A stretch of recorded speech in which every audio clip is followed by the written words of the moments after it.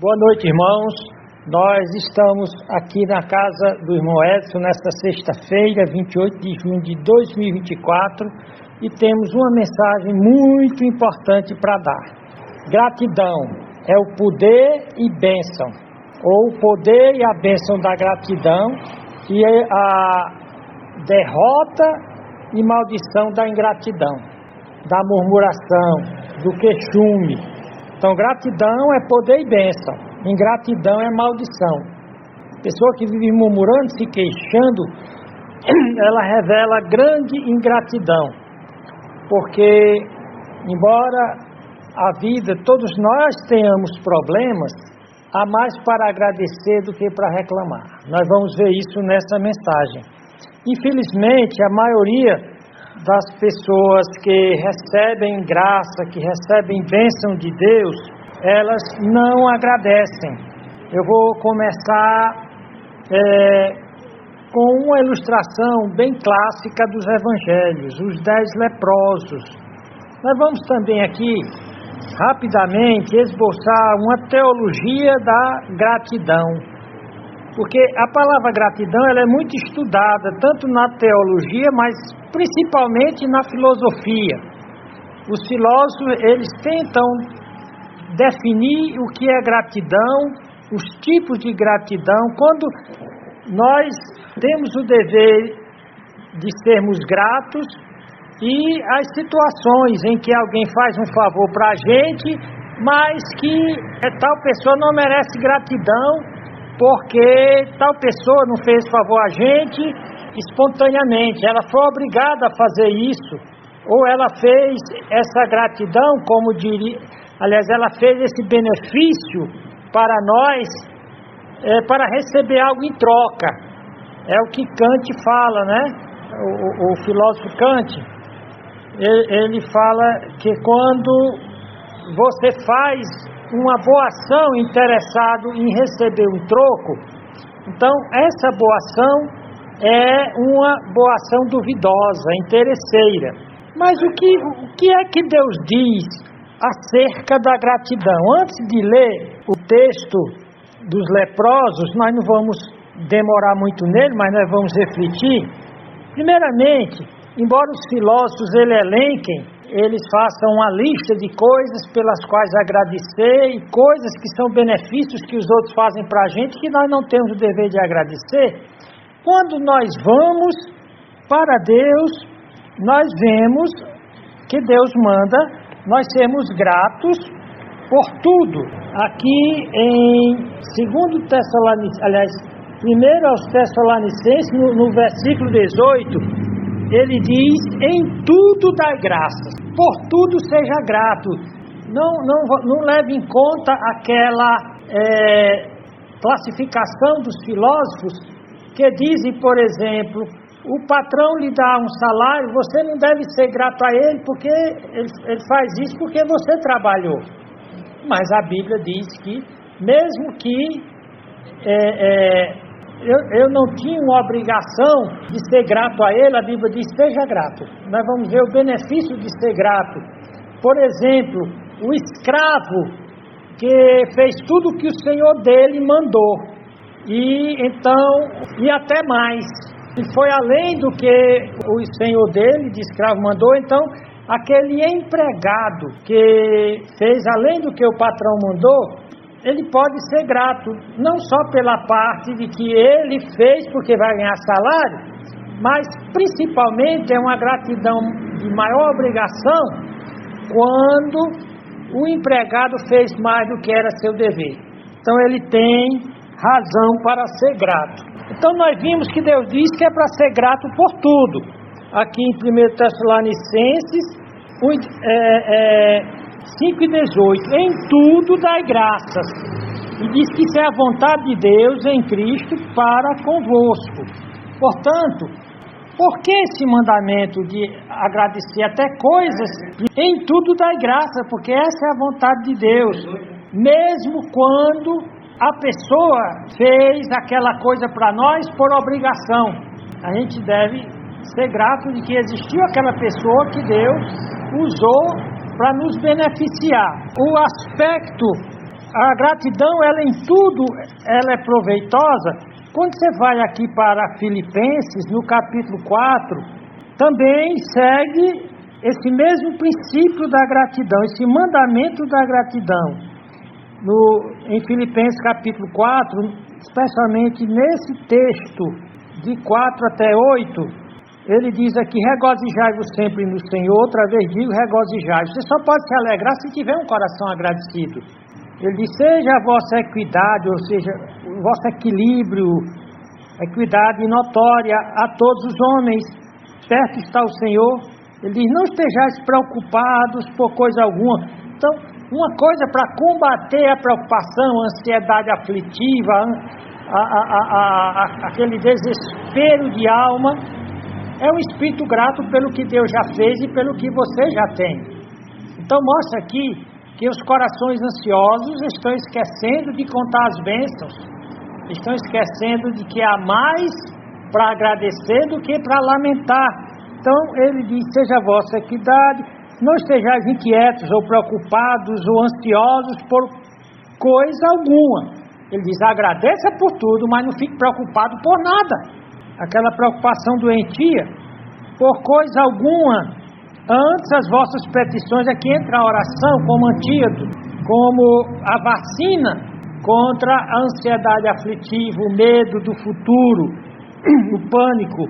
Não estejais ansiosos por coisa alguma, antes as vossas petições, que são orações, onde apresentamos nossos desejos a Deus, sejam em tudo conhecidas diante de Deus. Ou seja, em vez de ficar preocupado por qualquer coisa eu devo levar isso em oração a Deus. É oração ou preocupação? Se eu entrego em oração, olha o que acontece.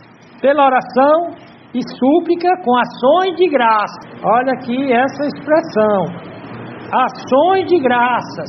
Se você não aprender o poder da gratidão, se você não aprender os reais benefícios da gratidão, você nunca vai conseguir tranquilidade de alma. Você vai viver sempre ansioso, temeroso, aflito.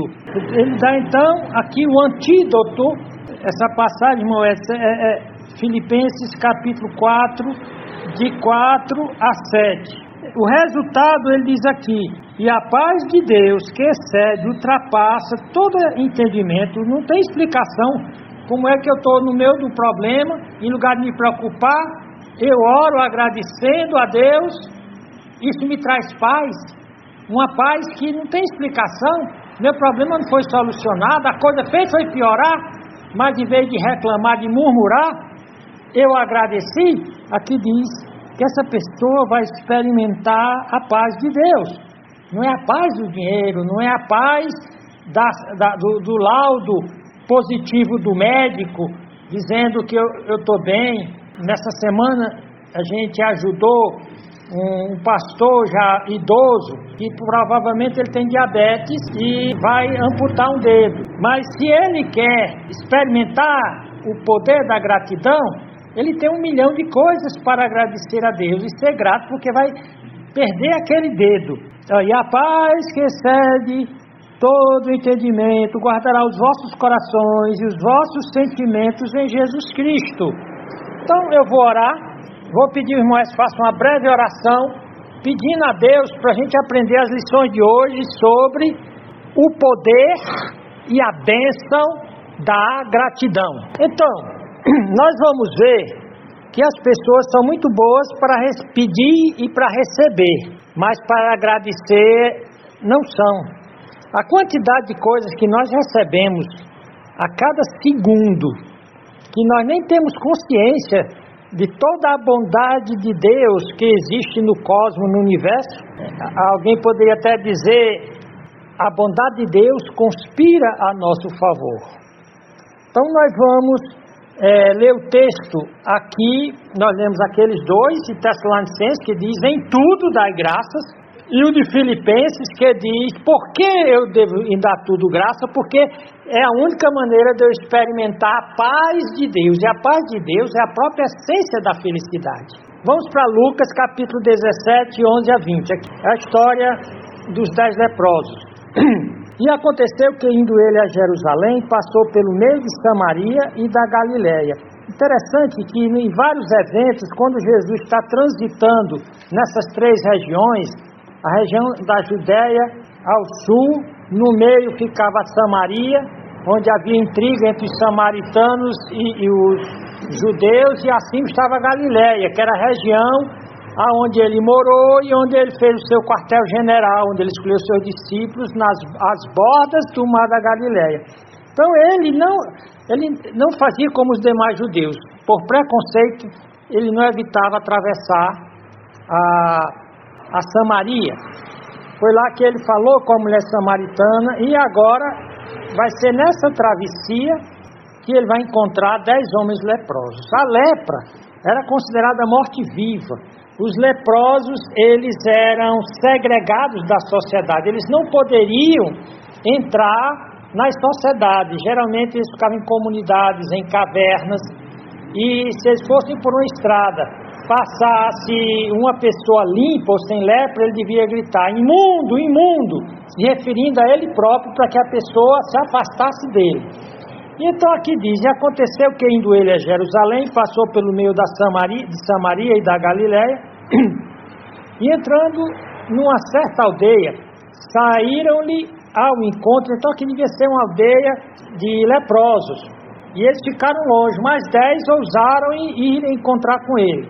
10 leprosos, quais pararam de longe, eles não podiam se aproximar, e levantaram a voz dizendo: Jesus, Mestre, tem misericórdia. Ter misericórdia existe no contexto da miséria. Eles viviam a pior miséria que alguém podia experimentar na vida. As suas carnes estavam sendo destruídas. Eu lembro que eu vi um leproso sem dedos, das mãos, dos pés.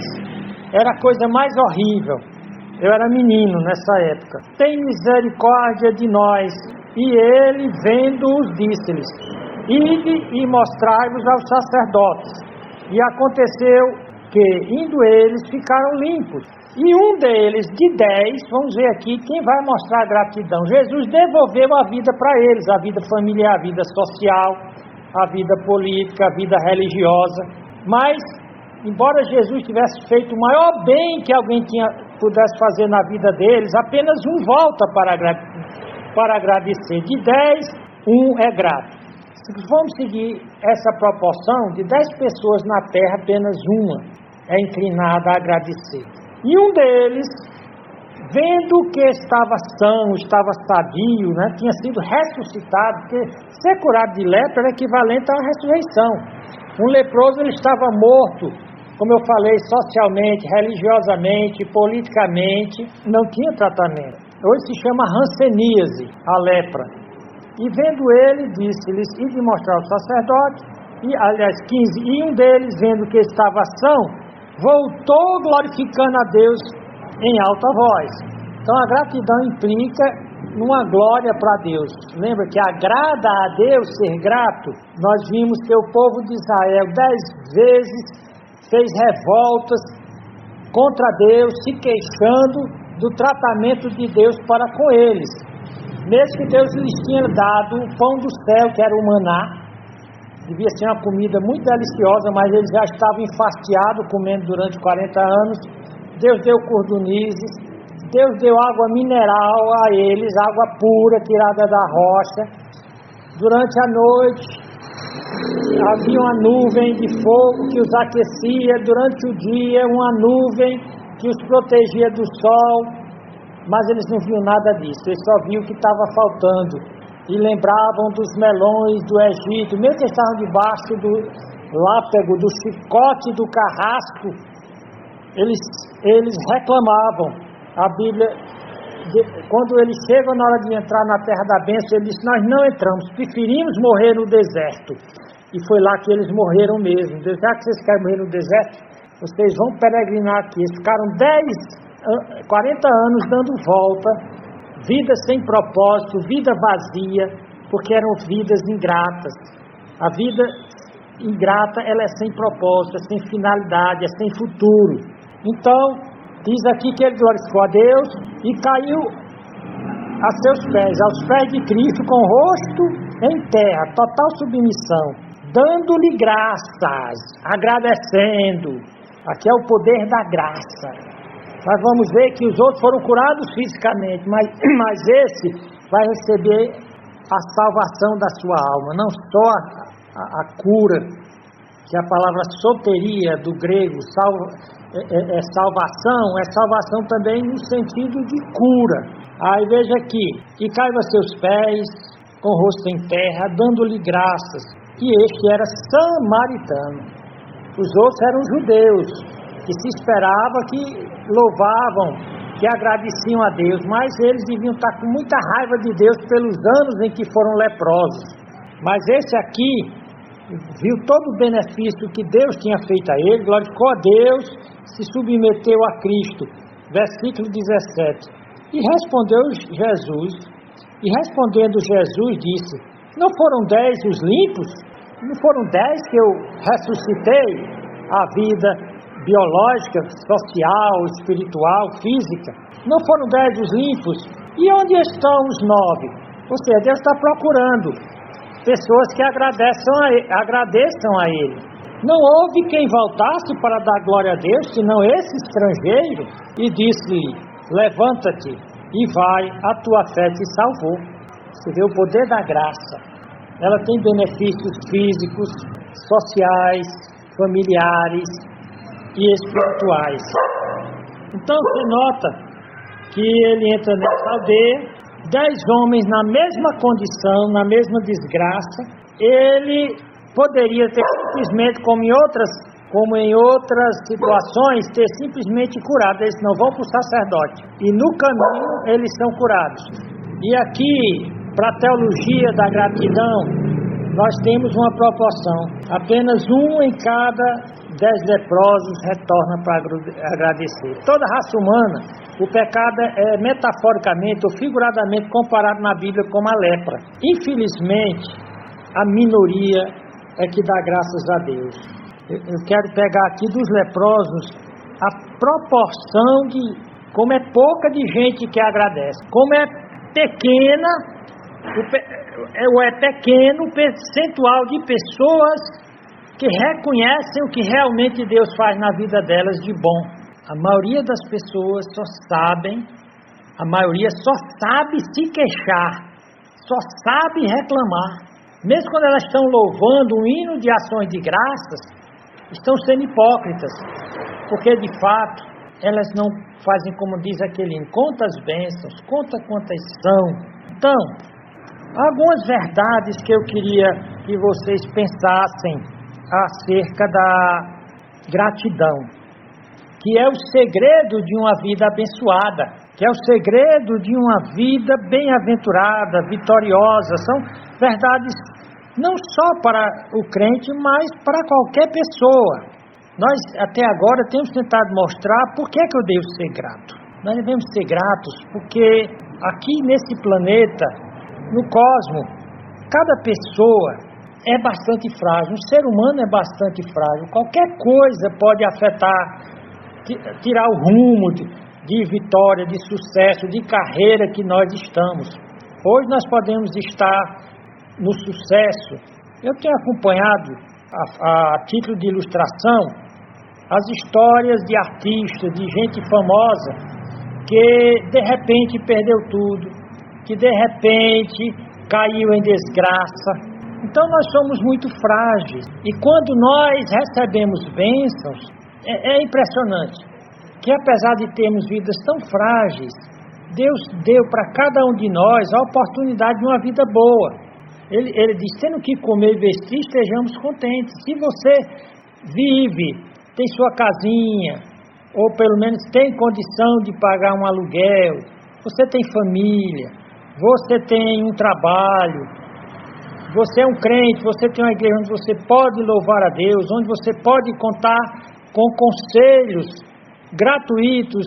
Os descrentes, eles têm de pagar caro para psicólogos e psiquiatras, ou ir para religiões que manipulam a sua cabeça. Eu sei que até no meio evangélico existem os pilantras que tentam arrancar dinheiro das pessoas indevidamente, além daquilo que Deus fala sobre levar o dízimo à casa do tesouro.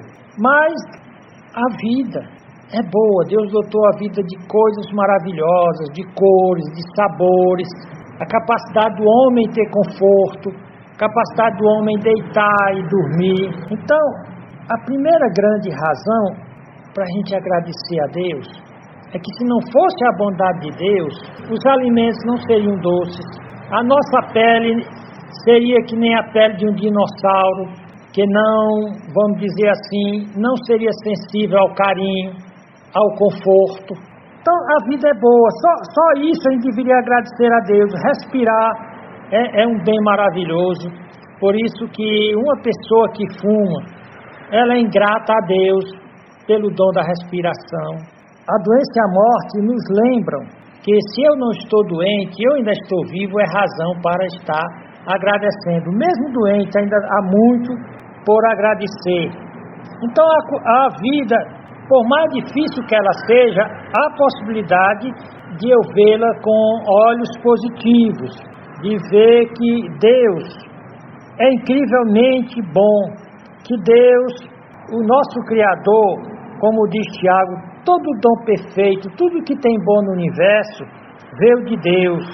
O fato do homem ser imortal, ter uma alma imortal e um dia poder morar eternamente com Deus, é uma grande bênção. Esses textos que a gente viu mostram como é que nós deveríamos viver, que atitude deveria nortear a nossa vida. Em tudo dá graça, é um mandamento, é a gratidão que abre o céu sobre nós. Por isso é uma loucura, a gente deve evitar viver resmungando, reclamando, porque viver reclamando e resmungando é o contrário de viver pela fé. A vida de fé adequada é aquela vida onde eu dou graças. Em Efésios 5:20, o apóstolo Paulo diz, dando sempre graças por tudo, por todas as coisas, ele está dizendo, em nome de nosso Senhor Jesus Cristo, o Pai. Ou seja, todos nós recebemos infinitamente mais do que nós merecemos ou até podíamos imaginar. Portanto, a vida real, a vida com paz, fora da gratidão, é uma mentira. A vida sem gratidão é veneno, é algo doentio. Por isso que os filósofos estudam tanto a gratidão, porque eles sabem que uma alma não grata é mórbida, é doentia. Portanto, a resposta nossa a qualquer coisa que aconteça na nossa vida é gratidão, seja de bem ou de mal, como Jó disse para a mulher dele. Depois de que toda aquela catástrofe aconteceu na vida de Jó, a mulher dele disse, amaldiçoa teu Deus e morre. Então ele disse, tu falas como uma doida. Temos recebido o bem de Deus, não saberíamos também receber o mal? Diz que em tudo isso ele não pecou. Diante de toda a desgraça, toda aquela provação, toda aquela tragédia, aquela catástrofe na vida dele, ele glorificou a Deus. Por isso que ele saiu. Então pense, você hoje agradeceu a Deus? Você sabe o que é gratidão? A palavra gratidão, como o português é a língua latina, ela vem de gratus, que significa ser agradável. É uma atitude que alguém se mostra satisfeito e agradar diante de alguma coisa, se sente grato. É a reação de uma pessoa em relação a outra, que ele fez um favor e que fez diferença para melhor em sua vida.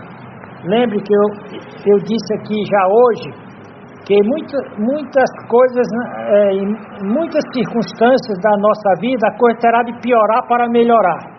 Assim como o bom médico diz que ele passa um remédio que, antes de fazer o paciente melhorar, só falta matar ele, porque o bom remédio mexe com a doença. Não é como esses remédios açucarados, coloridos, esses placebos, que dá a impressão de que fizeram uma mudança para melhor, mas só enganaram o paciente. tipo alguns remédios que descobriram que é só farinha de trigo. A gratidão, ela é diferente. A gratidão, nós podemos exercê-la, mesmo quando a coisa parece que piorou, se agravou, coisas estão acontecendo que nós não gostamos, que nos machucam, que nos ferem, que nos dão prejuízo. Assim como o Jó não sabia tudo que estava envolvido na sua tragédia, mas mesmo sem saber ele agradeceu a Deus. Quando a coisa ficou pior na vida de Jó, foi o começo para melhorar. Então é muito importante isso. A gratidão é aquilo que apenas um dos leprosos teve. É aquele sentimento de endividamento. Aquele homem sabia: eu nunca poderei pagar para o Senhor Jesus Ele ter me livrado da lepra. O bem que Ele me fez é tão grande, a minha dívida para Ele é eterna. Então uma pessoa grata, ela se sente em dívida. E como Jesus nos salvou da pior lepra que existe, que é o pecado que nos condena à danação eterna, ao inferno eterno, então a nossa gratidão, nosso sentimento de endividamento por Jesus Cristo é eterno. Nada que venha nos acontecer deveria nos fazer ficar triste, até porque nós podemos dizer: estamos salvos, temos a vida eterna. Alguém pode me levar tudo, mas eu posso dizer: o céu é meu e ninguém tira. Pode me tirar tudo, mas a salvação da minha alma é eterna. Esse é o contraste que é feito exatamente com as pessoas que não conhecem Jesus Cristo. Lá o apóstolo Paulo diz que o principal sentimento do incrédulo, do descrente, dos que vão para a danação do inferno é exatamente a ingratidão. Olha o que Paulo diz em Romanos 1:21, ele diz: portanto, tendo conhecido a Deus, não glorificaram como Deus, nem lhe deram graças. Você nota que o leproso que voltou, dos 10, o que voltou, primeiramente ele glorificou a Deus, segundo agradeceu. São duas características da verdadeira fé: glorificar e dar graças. Foram as duas características da fé verdadeira de Jó. Ele glorificou a Deus em total frustração de sonhos e planos. Jó devia ter muitos planos para aqueles 10 filhos, para o seu relacionamento com a sua esposa, para as suas várias empresas. E em um dia, assim como uma taça de cristal que cai no chão em milhares de pedaços, impossível de reconstituir aquela taça, todos os sonhos e planos de Jó se despedaçaram em um dia. A coisa foi catastrófica, aquele tipo de catástrofe que não tem ninguém no planeta Terra que possa remediar. Porém, Jó glorificou a Deus. Jó agradeceu. Ele se sentia endividado por Deus pela vida que Deus já tinha lhe dado. Porém, o ímpio, a característica do ímpio é reclamar de Deus, é resmungar de Deus. Diz aqui: porquanto eles, tendo conhecido a Deus, que a Bíblia dá por certo que todo ser humano sabe que esse universo não poderia existir sem um Deus do tamanho da Bíblia, como a Bíblia descreve.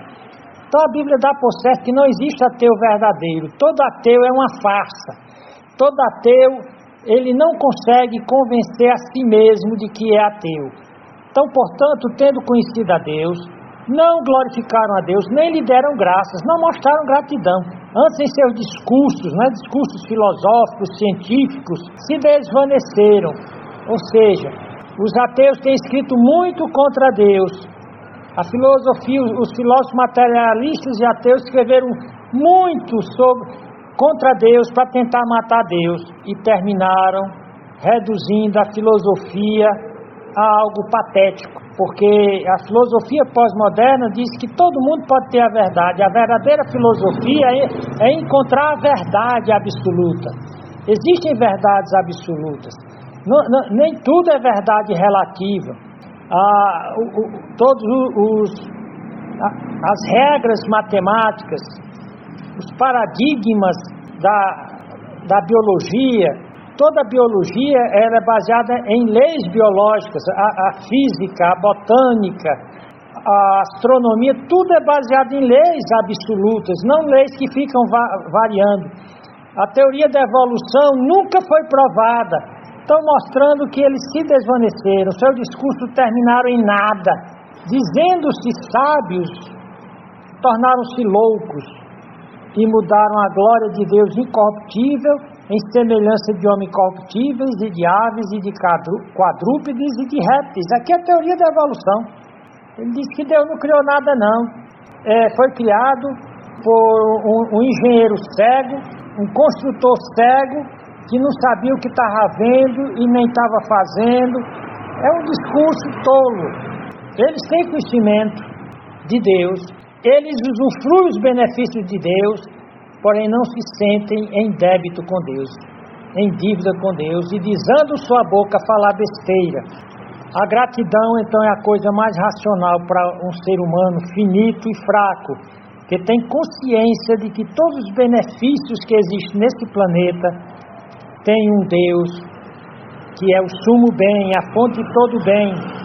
Embora o ser humano, ele faz que nem Nabucodonosor, olhou para o seu grande império lá na Babilônia e disse: essa é a grande Babilônia. Eu estou parafraseando, colocando em minhas palavras o que ele disse: essa é a grande Babilônia que eu conquistei com meu próprio braço. E então Deus o acometeu de uma doença chamada licantropia. Deus disse: você vai passar 7 anos vivendo como animal. Mudou o coração dele de homem para animal. Durante 7 anos ele se comportou como um animal. Já que você não quer usar a sua razão para me glorificar, eu vou reduzi-lo. O coração é a sede da personalidade humana. Então ele passou a morar no campo, ser molhado pelo relento, comer grama. Seus oficiais ficavam em volta dele para protegê-lo de ser atacado por algum animal, mas ele não aceitava voltar para o palácio. Depois de 7 anos ele glorificou a Deus e lhe deu graças. Em 1 Coríntios 4 e 7, Paulo diz: por que quem te faz diferente? Porque muitos acham que são ricos porque são diferentes dos outros, são melhores. Alguns conseguem títulos acadêmicos honoríficos e passam a se achar os reis da cocada preta, como alguém diz, passam a se achar celebridades especiais. Porém Deus diz: porque quem te faz diferente? E que tens tu que não tenhas recebido? Tudo que o ser humano tem, ele recebeu. O corpo ele recebeu, a alma, o espírito, o coração, a mente inteligente ele recebeu de Deus. Tudo veio de Deus. Ele disse: e que tens tu que não tenhas recebido? E se o recebeste, por que te glorias? Como Nabucodonosor fez, como se não houveras recebido. Paulo está falando para os coríntios, ele diz: já estáis fartos, já estáis ricos. Eles se achavam, abastados, ricos, sem nós reinais. Não precisamos mais nem dos apóstolos, e quisera reinássemos para que também nós viéssemos a reinar convosco. O fato, ele diz que a maior idiotice do homem é se glorificar, é atribuir a si próprio a glória dos seus feitos. Tiago diz: toda boa dádiva e todo dom perfeito vem lá do alto, descendo do Pai das luzes, em quem não há mudança nem sombra de variação. Segundo a sua vontade, Deus nos gerou pela palavra da verdade, para que fôssemos primícias das suas criaturas. Então nós vimos que o conceito de gratidão tem a ver com débito. Eu sou devedor a Deus. O hino do pastor Lúcio, onde ele diz: tudo que eu fizer para o meu Deus é pouco, porque se eu dedicasse a eternidade inteira para trabalhar para Deus, eu não pagaria todos os benefícios que ele me deu, especialmente a salvação eterna da minha alma. Portanto, não há ninguém nesse planeta que não seja devedor a Deus. A vida é um dom de Deus. Cada necessidade, a Bíblia diz que é Deus quem sustenta os passarinhos, é quem sustenta as aves, é Ele que cobre de vegetação maravilhosa a terra. Então ele disse: não ande ansioso por nada, louve a Deus, seja grato, porque todo o bem que você tem veio de mim. A Bíblia diz que Ele nos amou primeiro. Não, mas eu sou um servo de Deus. A Bíblia diz que primeiro, antes de você amar Ele, Ele amou você. Antes de você ir atrás dele, Ele foi atrás de você. O Evangelho, então, é uma iniciativa de Deus. É interessante o que o filósofo Kierkegaard disse. Ele disse: eu sou um pobre coitado de quem Deus cuidou, e em favor de quem Ele tem feito indescritivelmente mais por mim do que eu jamais esperei. E agora somente anseio pela paz da eternidade, a fim de nada mais fazer senão agradecer a Ele. Razões, então, para ser grato não nos faltam. Especialmente a Bíblia diz que o próprio arrependimento que nós tivemos foi a bondade de Deus que nos levou ao arrependimento. É todo um processo que nos faz devedores. Por isso que a salvação é por graça, não por mérito, porque Deus operou em nós cada uma das graças da salvação. Por isso, nós devemos fazer o quê? Louvar a Deus. Louvar a Deus por quê? Por todos os seus benefícios, por toda a bondade dEle, de ter nos feito conhecer o Evangelho da salvação. O Evangelho é tão importante, a salvação do Evangelho é tão importante que é comparada a um tesouro escondido, que o homem, de repente, encontrou aquele tesouro em um dado terreno, e então ele vende tudo que tem para comprar aquele terreno para adquirir o tesouro. Então, quando alguém descobre todas as bênçãos e maravilhas de ser crente em Jesus, de se entregar a Jesus, ele está pronto a perder tudo. Ele está pronto a até morrer, mas não perder o tesouro do Evangelho. A Bíblia nos mostra que o maior dom de Deus para nós é o dom de Cristo. E o dom de Cristo faz com que nós participemos de um reino eterno, um reino de poder que há de acabar com todo o mal na terra, um poder que vai livrar o universo do pecado, assim como Ele já livrou-nos da culpa do pecado, da condenação do pecado, e um dia vai nos livrar da presença do pecado nos novos céus e nova terra. Então a presença de Deus na nossa vida já é uma riqueza. Mesmo sem estarmos vendo Deus, nós sabemos que Ele está nos guiando. Nós sabemos que Ele está conosco, que é Ele que supre cada uma das nossas necessidades. É Ele que diz que nada no universo, nem perseguição, nem fome, nem peste, nem espada, nem morte, nem o inferno, nem os demônios poderão nos separar do seu cuidado amoroso, que lá na cruz do Calvário Ele venceu o nosso maior inimigo, o pecado, e junto com Ele a morte. Por isso, só temos a agradecer. E se nós não agradecermos, nós seremos colocados entre os ímpios. Os ímpios, eles são caracterizados pela apostasia, ou seja, mesmo que eles venham a conhecer o Evangelho, o seu coração ingrato, o seu coração que não se sente devedor, o seu coração tipo Nabucodonosor, antes de ser humilhado, antes do seu coração ser tirado do coração de homem e colocado de animal, se orgulha das suas vãs construções nesse mundo, das suas vãs realizações. Portanto, nós vimos lá em Filipenses, o que é que eu ganho com a gratidão? Você ganha a melhor coisa da vida, a paz. A paz de Deus, não é qualquer paz, não. Aquela paz que Jesus Cristo disse: eu deixo-vos a paz, a minha paz eu vos dou, não vos la dou como o mundo a dá, não tenha medo, nem se atemorize. Esse foi o grande legado de Jesus Cristo. Quando Ele subiu, Ele poderia ter deixado força para nós, poderia ter deixado um corpo que não fosse perfurado pelos inimigos, não fosse queimado, porque muitos dos seus discípulos foram rasgados por feras, foram queimados por fogo, tiveram todos os seus bens confiscados, separados da sua família.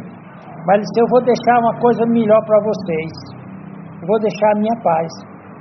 O Agostinho, o teólogo e filósofo cristão, ele diz que o homem já nasce procurando a felicidade, e a felicidade está na paz.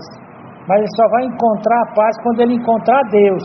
Então essa paz de Deus que o faz ficar satisfeito e agradado com tudo que lhe acontece, que o faz oferecer grande louvor a Deus, o faz louvar a Cristo, o faz orar com certeza de que Deus está escutando, que Deus está ouvindo e que Deus vai resolver o problema.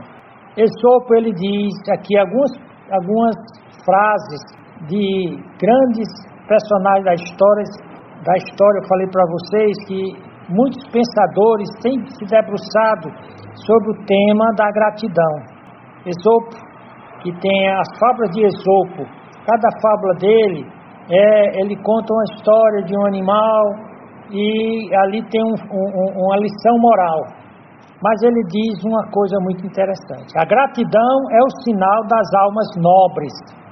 Uma pessoa ingrata, ela é medíocre, é vazia, ela é irracional em relação à verdadeira vida. Ao sonho ele disse: a terra não pode produzir coisa alguma pior do que um homem ingrato. Então o homem ingrato é um homem amargurado. Uma pessoa amargurada, ela é capaz de qualquer crime, de qualquer maldade. Esse é o resultado da ingratidão. Por isso que a ingratidão é uma maldição. Assim como, a ingratidão é uma maldição. Assim como a gratidão é uma bênção, a ingratidão é uma desgraça. A terra não pode produzir coisa alguma pior do que um homem ingrato. Então a pior coisa da terra é o homem ingrato, que é o ímpio, que não leva Deus em conta na sua vida, que não percebe a bondade de Deus. Samuel Johnson diz: um homem inclina-se muito por queixar-se da ingratidão daqueles que subiram mais do que ele. Ou seja, o homem ele fica comparando o que Deus deu para os outros que não deu para ele. Ele não percebe que é possível que ele tenha recebido até mais que o outro, mas não soube valorizar, desperdiçou oportunidades. François de la Rochefoucauld, ele diz, François de la Rochefoucauld, ele diz: a gratidão da maioria dos homens é apenas o desejo secreto de receberem benefícios ainda maiores. Eles nunca estão agradecidos. No fundo, eles acham que Deus sempre fez pouco. Naquele hino do pastor Lúcio, ele diz: tudo que eu fizer para o meu Deus é pouco. O ímpio diz diferente: tudo que Deus fizer para mim é pouco. Tudo que Deus fizer para mim está faltando alguma coisa. E na novela Rei Lear de Shakespeare, o grande novelista, ele diz: a gratidão é a menor das virtudes, mas a ingratidão é o pior dos vícios. Eu não concordo com ele. Para mim a gratidão seria uma das maiores virtudes, ela estaria entre as maiores. Mas concordo com ele que ele diz que a ingratidão é o pior dos vícios. Aliás, aqui no caso é um provérbio popular. O personagem Rei Lear, ele diz: mais aguçado que o dente de uma serpente é ter um filho ingrato. Então, filho ingrato é uma desgraça. Um filho ingrato, ele faz o pai e a mãe chorarem lágrimas de sangue. Infelizmente, a Bíblia diz que no final dos tempos, uma das características dos filhos é que eles serão ingratos, sem afeição natural, sem afeto natural pela família, pelos pais, pelos parentes. Eles são o que Esopo diz. Aliás, o que esse Ausônio diz: a pior coisa que já foi produzida na terra. Por isso que na terra tanta desgraça, há tanto transtorno psicológico, tanta gente perturbada, tanta gente com ansiedade, preocupação, pânico, toda espécie de distúrbio emocional, relacional, porque de fato a fonte maligna da falta da paz, da serenidade de alma, da tranquilidade de espírito, é a falta da gratidão. É aquilo que faltou naqueles 10 homens. A Bíblia não conta como terminou a vida daqueles 9 leprosos ingratos, mas com certeza não terminou bem. Eles estão classificados entre os piores homens da terra, aqueles 9, os piores homens da terra, e que vão ter um fim triste. Já o outro é uma das maiores bênçãos da terra, aqueles que são capazes de sentirem-se endividados por aqueles que lhe prestam favores, especialmente a Deus. Dão graças a Deus, mesmo quando as coisas ficam ruins, mesmo quando coisas que eles não gostam acontecem, mesmo quando seus sonhos e planos são frustrados, como os de Jó, eles são capazes de louvar a Deus. Em total frustração de sonhos e planos, em total frustração de futuro, eles conseguem, como Jó, dizer: temos recebido o bem de Deus, não saberíamos receber o mal? E então, em meio, ele passou um tempo de desânimo, mas nunca deixou de ser grato a Deus, e nem perdeu sua fé em Deus. Ele chega a dizer que ainda que ele me mate, eu esperarei nele, eu vou glorificar a ele, e eu sei que um dia o meu Redentor há de se levantar, e revestido essa minha carne, de minha pele, em minha carne, curado, eu verei a Deus. Essa é uma fé triunfante, esse é um coração vitorioso. O crente, ele é mais vencedor porque não se deixa abater pelas vicissitudes, pelas tragédias. Ele se ergue triunfante, glorificando a Deus. Eu não sei porque isso me aconteceu, mas eu sei que Deus pode fazer o que diz em Romanos 8:28. Ele disse que Deus faz todas as coisas cooperarem juntamente para o bem dos que amam a Deus. Ou seja, ele transforma, como em outro versículo diz, cinzas em louvor. Mesmo que meus sonhos e planos terminaram em cinzas, ele faz com que meus sonhos e planos possam ressurgir, como a história da fênix, e depois de reduzida a cinzas, ela volta novamente à vida. É uma história mitológica, mas ela serve para mostrar que não há impossíveis para Deus e para as almas agradecidas que confiam em Deus. Portanto, seja parte daquele 10% que agradecem a Deus. De 10, 1, o dízimo, né? De 10, 1 agradeceu. Faça parte desse grupo abençoado, desse grupo vitorioso espiritualmente.